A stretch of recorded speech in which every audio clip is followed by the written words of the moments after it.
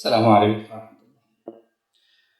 তো দুই জগতে যারা এই কাজ করে বা যারা এই জগৎ মানুষের সেবায় থাকে, তো মূল বিষয়টা হচ্ছে হাজিরাতের বিষয়।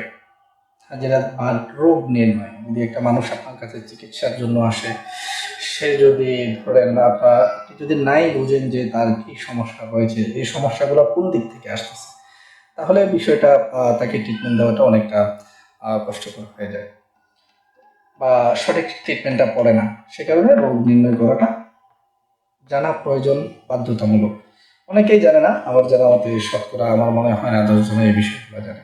তবে কিছু এখানে তো ধরেন যেগুলো ভালো পদ্ধতি বা যেগুলো অন্যান্য রয়েছে, সেগুলো ইনশাল্লাহ সামনে দেওয়ার চেষ্টা করবো। আর এখানে এখন যেটা দিচ্ছি এটা দিয়ে আমি ধারাবাহিকভাবে হাজিরাতের রোগ নির্ণয়ের কয়েকটা ভিডিও দেবো ইনশাল্লাহ।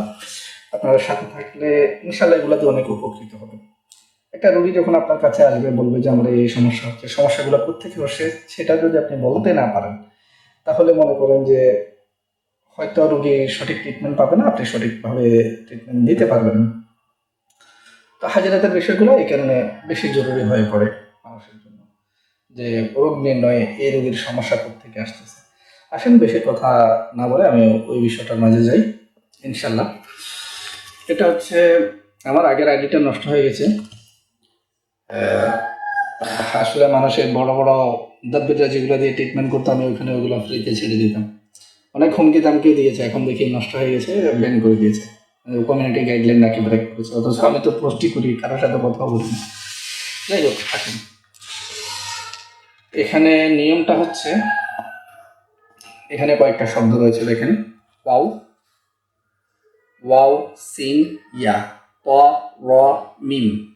ঠিক আছে, এই শব্দগুলা রুগীকে আপনার সামনে অজু করিয়ে বসাবেন, আপনি নিজে অজু করে বসবেন। এটা বাধ্যতামূলক নিয়মগুলা।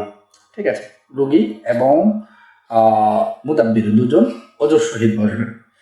অজুর সহিত বসার পর এই যে অক্ষরগুলা কালো কালি দিয়ে রুগীর হাতের তালুতে লিখবেন।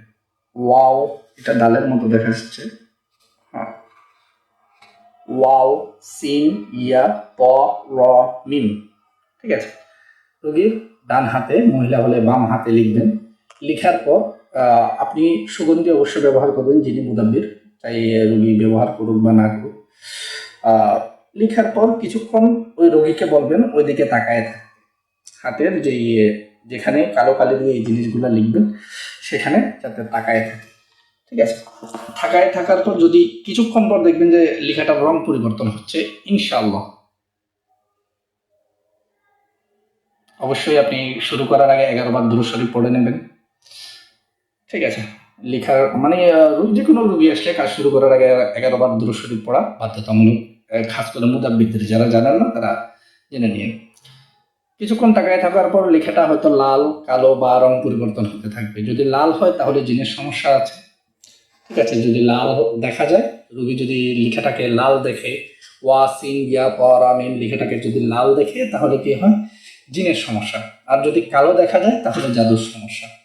ঠিক আছে, যদি অন্য কোনো কালার দেখা যায় তাহলে এটা ডক্টরের সমস্যা, নাকি ডক্টরের পরামর্শ নিতে বলবেন। আপনি কিছু সামান্য রুকাইয়ার পানি, রুকাইয়ার তেল ওগুলা দিয়ে দিতে পারেন, ওগুলো ব্যবহার করবেন। বাকি ডক্টরের সমাপন্ন করবেন। ঠিক আছে, ইনশাল্লাহ আজকে এতটুকুই। আমি আরো কিছু হাজিরাতের জিনিস দেবো, যাতে করে মানুষ উপকৃত হয়, নিজের সমস্যাগুলো নিজেরা সমাধান করতে পারে। তো আসসালামু আলাইকুম ওয়া রাহমাতুল্লাহি ওয়া বারাকাতুহু।